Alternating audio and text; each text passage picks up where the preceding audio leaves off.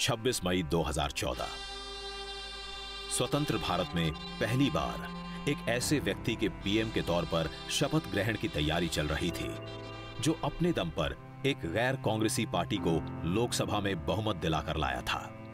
इस कार्यक्रम में शरीक होने के लिए बीजेपी और एनडीए के बड़े नेता तो आए ही थे, विपक्ष के भी प्रमुख नेताओं की मौजूदगी थी। सबसे खास बात थी भारत के प्रधानमंत्री के शपथ ग्रहण समारोह में सार्क देशों के सभी शासनाध्यक्षों का शामिल होना।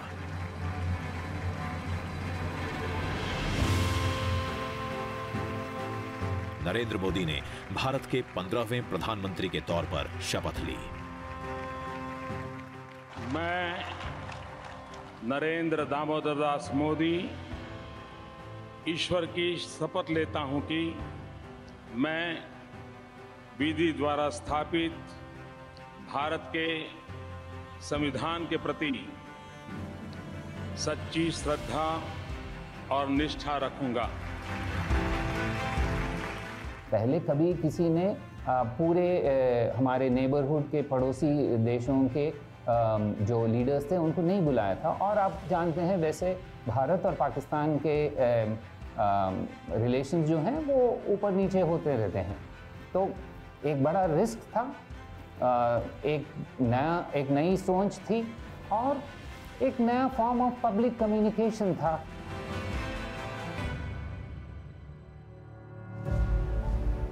सत्ताईस मई 2014 प्रधानमंत्री बनने से पहले नरेंद्र मोदी केंद्र में कभी मंत्री तक नहीं रहे थे, लेकिन बड़े निर्णय लेने की उनकी सरकार की रफ्तार ने तुरंत जोर पकड़ लिया। कैबिनेट की पहली ही बैठक में काले धन पर कार्रवाई के लिए एसआईटी गठित कर दी गई। इस एक फैसले से बहुत सारे संदेश एक साथ गए। पहले कि ये सरकार मोदी जी के नेतृत्व में will stand by its resolve of zero tolerance towards corruption. दूसरा, Modi ji has the capacity to walk the talk, जो वो कहते हैं वो करते हैं। उन्होंने कहा था, उन्होंने करके दिखाया। 15 अगस्त 2014 लाल किले पर नरेंद्र मोदी पहली बार ध्वजारोहण कर रहे थे। अपने भाषण में उन्होंने देश के विकास का ब्लूप्रिंट सामने रखा। अगर आप 12 घंटे काम करोगे तो मैं 13 घंटे करूंगा, अगर आप 14 घंटे काम करोगे तो मैं 15 घंटे करूंगा। क्यों? क्योंकि मैं प्रधानमंत्री नहीं, प्रधान सेवक के रूप में आपके बीच आया। स्वच्छता पर जोर दिया और इसके लिए जन भागीदारी की वकालत की। स्वच्छ भारत का एक अभियान इसी 2 अक्टूबर से मुझे आरंभ करना है। हिंदुस्तान की सभी स्कूलों में टॉयलेट हो, बच्चियों के लिए अलग टॉयलेट हो, तभी तो हमारी बच्चियां स्कूल छोड़ करके भागेगी नहीं।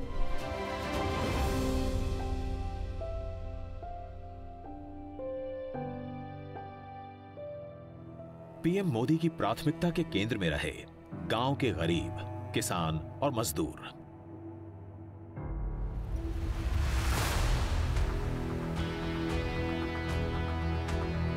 सरकारी योजनाओं का सीधा लाभ पहुंचाने के लिए जनधन योजना बनाई गई। 28 अगस्त 2014 को यह योजना लॉन्च हुई। जीरो बैलेंस की सुविधा के साथ बैंक खाते खोले गए। ऐसे खातों की संख्या 43 करोड़ के आंकड़े को पार कर चुकी है। इनमें तमाम योजनाओं की रकम पहुंच रही है। डायरेक्ट बेनिफिट ट्रांसफर के कारण बिचौलिए सिस्टम से गायब हो गए हैं।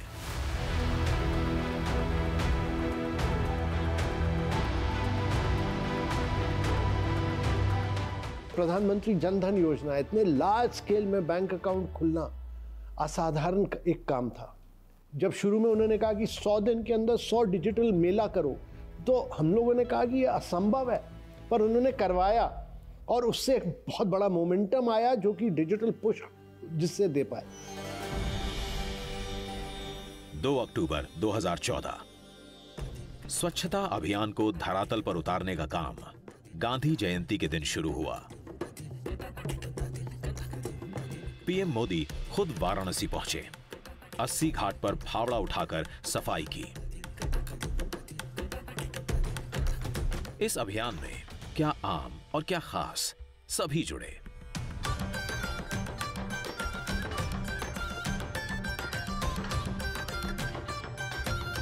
स्वच्छता अभियान को पीएम मोदी कितना महत्व देते हैं, इसका अंदाजा तब भी लगा जब वो प्रयाग में संगम के तट पर सफाई कर्मियों के पांव पखारते नजर आए।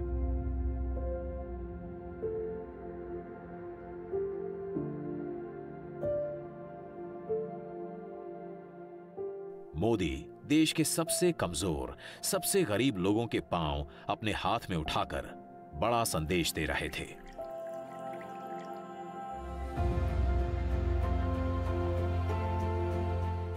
ये काम हमें करना है। मेरे देश के लाखों नौजवानों को खास करके आग्रह करता हूं, आइए मेरे साथ जुड़िए।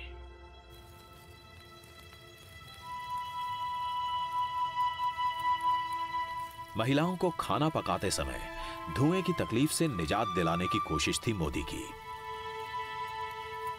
उनकी आंखों में बचपन की वो तस्वीर तैर रही थी जब मां हीराबा अपने पति और बच्चों के लिए भोजन बनाते समय चूल्हे में फूंक मारते हुए हाँफ जाती थीं।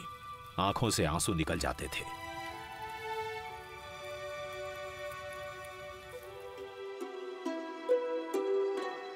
एक मई 2016 उज्ज्वला योजना लॉन्च हुई। गरीब परिवारों को मुफ्त एलपीजी सिलेंडर और चूल्हा बांटने का अभियान शुरू हुआ।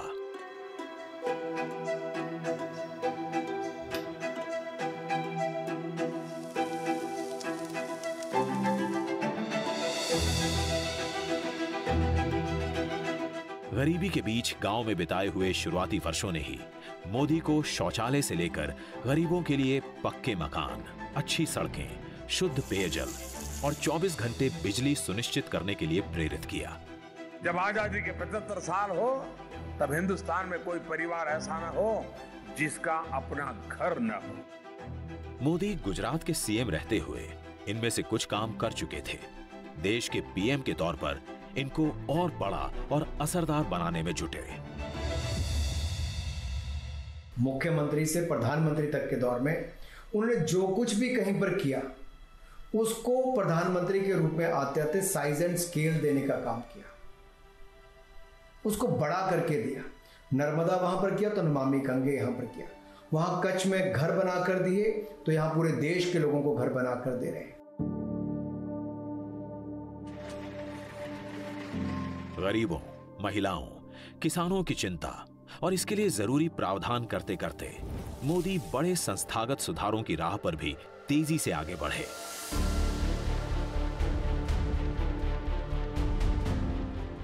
योजना आयोग की जगह नई जरूरतों के हिसाब से नीति आयोग की स्थापना की।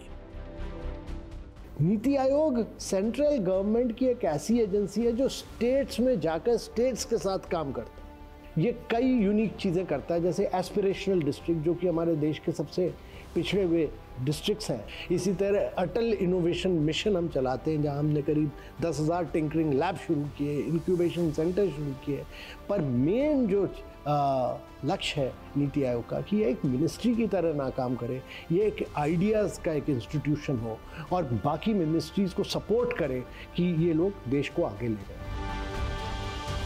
शेल कंपनियों पर लगाम लगाई गई, आईबीसी कोड बनाया गया, बैंक का कर्ज नहीं चुकाने वाले बड़े उद्यमियों पर कार्रवाई शुरू हुई।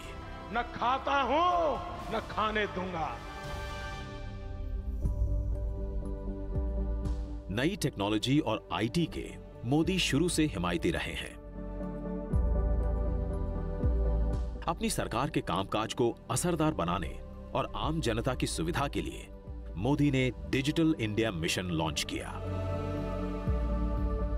भ्रष्टाचार मुक्त प्रशासन, पारदर्शिता, नागरिक भागीदारी और आखिरी कतार में खड़े आखिरी व्यक्ति तक पहुंचना, इन चारों पांचों प्रमुख नियमों का पालन हुआ है। और साथ ही साथ मोदी जी की जो टेक्नोलॉजी और विज्ञान के प्रति झुकाव है और हर नए रिफॉर्म में, नए सुधार में टेक्नोलॉजी का पर्याप्त उपयोग करना, वो भी इसमें झलकता है। 1 जुलाई 2015 को लॉन्च हुआ ये मिशन अगले कुछ वर्षों में उमंग, digi locker, RuPay, Bhim, UPI जैसे प्लेटफॉर्म्स और एप्स के जरिए और विस्तार पाता गया। जिस देश में कभी नकदी के इस्तेमाल पर जोर रहता था, वहां कैशलेस ट्रांजैक्शन की रफ्तार तेज हुई। इरादा था सिस्टम को और पारदर्शी बनाना, काले धन को कम करना, जिसकी कोशिश मोदी पहले नोटबंदी के तहत कर चुके थे। यूपीए सरकार के समय शुरू हुई आधार योजना को मोदी ने पूरी ताकत के साथ अपना लिया, नई ऊंचाइयों पर पहुंचाया। देश के तमाम लोगों के आधार कार्ड बने, उन्हें बैंक खातों से जोड़ा गया ताकि योजनाओं का लाभ असली लोगों तक पहुंचे। पहले प्रॉब्लम यह था कि लोग अपने अकाउंट ही नहीं खोल पाते थे क्योंकि उनके पास केवाईसी डॉक्यूमेंट ही नहीं होते थे। आधार ने इस प्रकार की आइडेंटिटी लोगों को प्रदान की। दूसरी बात यह हुई कि जिस व्यक्ति को पैसा मिलना चाहिए सब्सिडी, अब उसी को मिल रहा है। गांव गरीब की चिंता करने वाले पीएम मोदी ने शिक्षा, स्वास्थ्य और रोजगार पर भी खासा ध्यान दिया। नए आईआईएम, नए आईआईटी, नए एम्स देश के तमाम हिस्सों में खोले गए। साथ ही नौजवानों के हुनर निखारने के लिए स्किल इंडिया मिशन शुरू किया गया। अटल इनोवेशन मिशन में हमने करीब 10,000 टिंकरिंग लैब शुरू किए स्कूल्स में। 5वीं क्लास के बच्चे जाकर 3D printing, robots, internet of things, artificial intelligence, ये एक नई सोच उनके दिमाग में आ जाती है 5वीं क्लास के बाद। 7 नवंबर 2015 नरेंद्र मोदी ने अपना एक बड़ा चुनावी वादा निभाया। सैनिकों की 40 वर्ष पुरानी 1 रैंक 1 पेंशन की मांग पूरी की।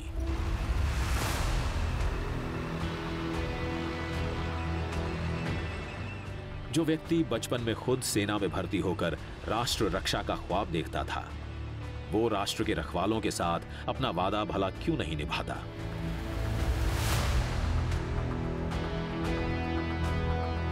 मोदी ने पीएम बनने के साथ ही भारतीय सेना के सामने मुंह बाई खड़ी समस्याओं पर ध्यान देना शुरू कर दिया था।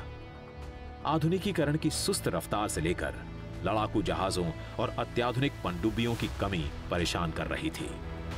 हमने जितना मांगा था उससे कहीं अधिक बढ़कर के सरकार ने हमको लिमिट दिया कि काम करो। आज आप देखिए डीआरडीओ को दुनिया में जो बेस्ट इंस्टीट्यूशंस है, सेंटर ऑफ एक्सेलेंस, वो किस तरह के अपने यहाँ हथियार से लेकर बाकी चीजों को बनाने का काम कर रहे हैं हमारे साइंटिस्ट।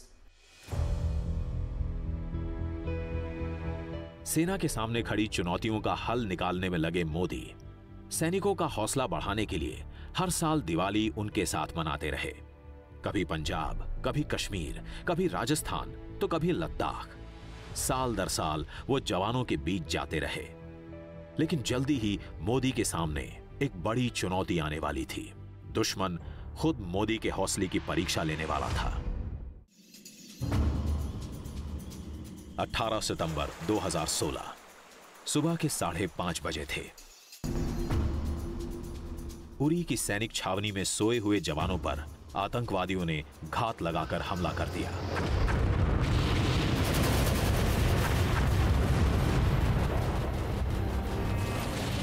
पाकिस्तान से आए आतंकवादियों के हमले में 18 भारतीय सैनिक शहीद हुए। पूरे देश में गुस्से की लहर पैदा हुई, बदले की भावना मजबूत हुई। पीएम मोदी को भी जन भावनाओं का साफ अंदाजा था। आतंकवादी कान खोल के सुन ले कि देश इस बात को कभी भूलने वाला नहीं है।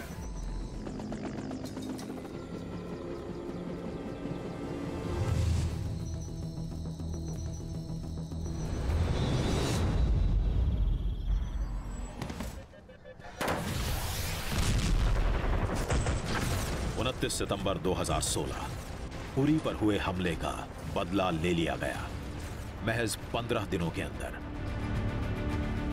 The Indian Army conducted surgical strikes last night at these launch pads.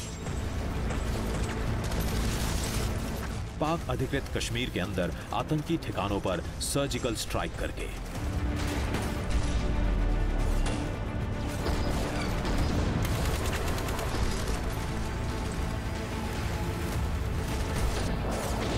आतंकियों के लॉन्च पैड नष्ट किए गए। आतंकवादियों को मार गिराया गया। पीएम मोदी के हौसले और जोखिम लेने की क्षमता का यह बड़ा प्रदर्शन था। आखिर पाकिस्तान परमाणु हमले की धमकी जो हमेशा दिखाता रहा था। For far too long we were at the receiving end of this perverse Pakistan statecraft, which deployed terror as a new infantry division of the Pakistani state. So I think in that sense the resizing has happened.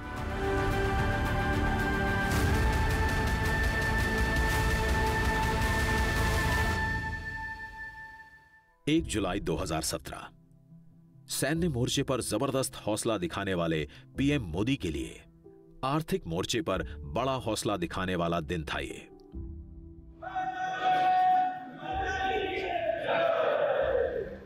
विपक्ष और व्यवसायियों के एक बड़े वर्ग के विरोध के बावजूद Modi one nation one tax की राह पर मजबूती से आगे बढ़े, अपने फैसले पर अडिग रहे। 30 जून और 1 जुलाई के बीच की रात 12 बजे संसद के सेंट्रल हॉल में प्रधानमंत्री ने जीएसटी को लागू किया। देश की आजादी के बाद से टैक्सेशन के मामले में यह सबसे क्रांतिकारी कदम था। India needed to sign a free trade agreement with itself. You know, before India was able to trade with the world, we had to be able to trade across federal boundaries. And I think the GST is an attempt to create a single taxation system that allows that to happen. बड़े फैसले, बड़े कदम मोदी लगातार उठाते रहे। संसद में bill pass कराकर 19 सितंबर 2018 से देश में ट्रिपल तलाक के मामले में सजा के प्रावधान वाले कानून को लागू कर दिया। मुस्लिम महिलाओं के लिए यह कानून काफी राहत लेकर आया। मुस्लिम महिलाएं काफ़ी संक्रमित होती थी, उनको तलाक तलाक तलाक ऐसा 3 बार बोल करके जो तलाक दिया जाता था, उसके कारण उनका जीवन छिन्न भिन्न हो जाता था।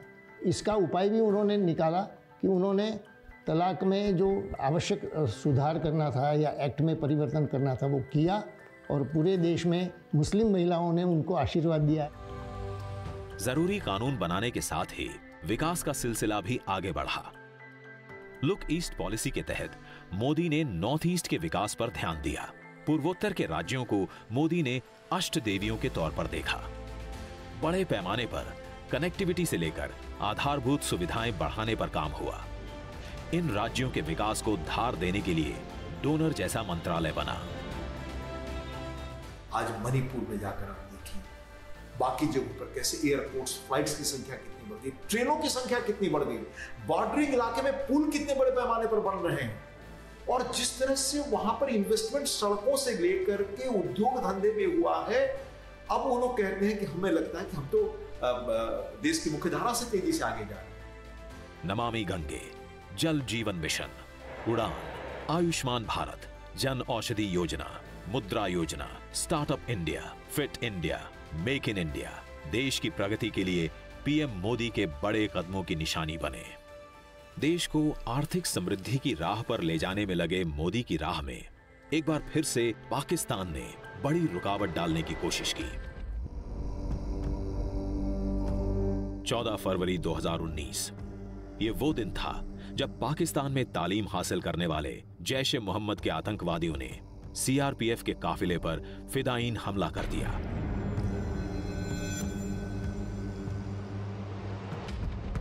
इस हमले में सीआरपीएफ के 40 जवान शहीद हुए। उरी के बाद यह दूसरा मौका था जब देश में पाकिस्तान के खिलाफ गुस्सा भयावह था।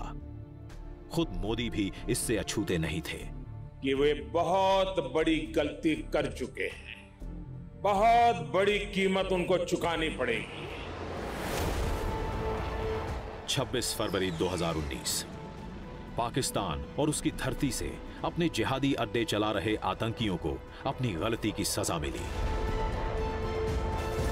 भारतीय वायुसेना के विमानों ने पाकिस्तान के बालाकोट पर एयर स्ट्राइक की, जहां पुलवामा हमले को अंजाम देने वाले आतंकियों का बड़ा अड्डा था। अड्डा तहस नहस हुआ, बड़े पैमाने पर आतंकवादी मारे गए। दुश्मन के घर के अंदर जाकर के इस प्रकार की कार्रवाई करना, जिससे देशवासियों का मनोबल बढ़े, अपने सेनानियों का मनोबल बढ़े, ये अपने तरह का एक पहली इस प्रकार का निर्णय था। एंड इसी का नतीजा है कि आज न केवल भारतीय उपमहाद्वीप में, उसके पड़ोसियों के बीच में, बल्कि देश विदेश में भारत की साख मानी जाती है। तो ये मोदी है, उसी भाषा में जवाब देना जानता है। मोदी दूसरी दफा पाकिस्तान के सामने भारतीय जनता की उम्मीदों पर खरे उतरे, लेकिन जल्दी ही उनकी एक और बड़ी परीक्षा होने वाली थी, दुनिया के सबसे बड़े लोकतंत्र के चुनावी मैदान में।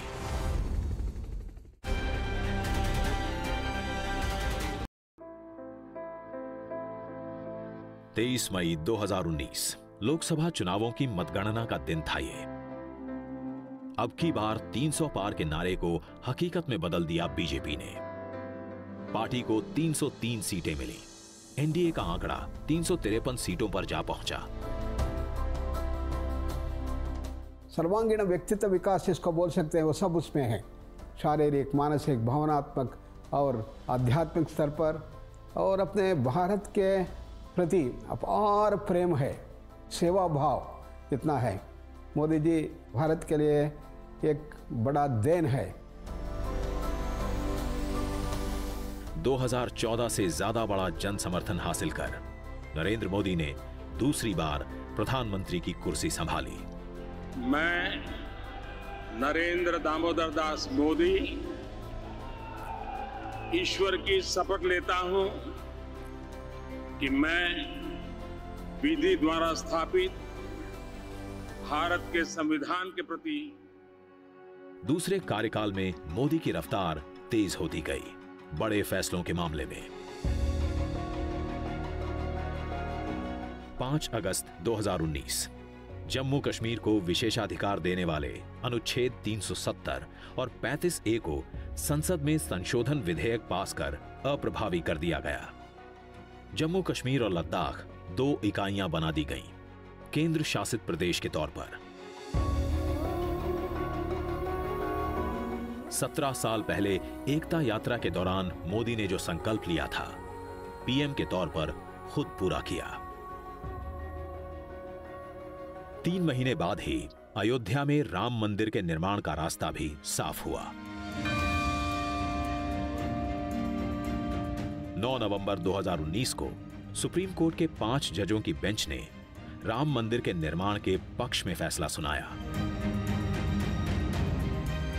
5 अगस्त 2020 को मोदी खुद अयोध्या पहुंचे राम मंदिर के भूमि पूजन के लिए। जो कहते हैं वो करते हैं। मोदी का बड़ा संदेश था, समर्थकों के लिए भी, विरोधियों के लिए भी। अडिग मोदी की ये बात क्या दुनिया भी समझ रही थी? आपके